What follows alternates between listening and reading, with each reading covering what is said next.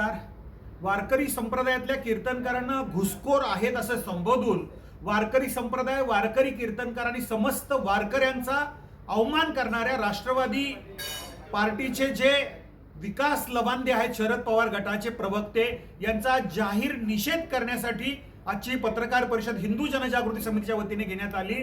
समस्त वारकरी जनांच्या भावना दुखावणाऱ्या विकास लवांडे यांच्यावरती तत्काळ गुन्हे दाखल करून त्यांना तुरुंगात टाकावं अशी मागणी या ठिकाणी करण्यात आली. वास्तविक पाहता राष्ट्रवादी काँग्रेस पक्ष, शरद पवार गटाच्या प्रवक्त्यांना हा अधिकार दिला कोणी?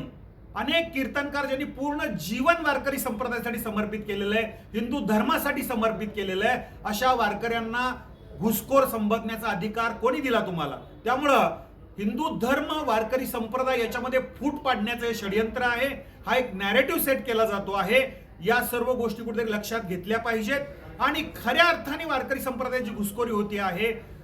वारीच्या कालावधीत जे संविधान दिंडी, समता दिंडी नावाने दिंड्या काढल्या जातात, त्याच्यामध्ये हिंदू धर्म विरोधी नास्तिकतावादाचा प्रचार केला जातो.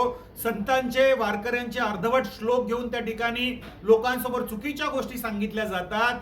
ही घुसखोरी यांना दिसत नाहीये का? त्यामुळे सिलेक्टेड काम करणाऱ्या प्रवक्त्यांचा निषेध आम्ही करतो आणि त्यांना तत्काळ अटक करावी ही मागणी या ठिकाणी करतो. नमस्कार.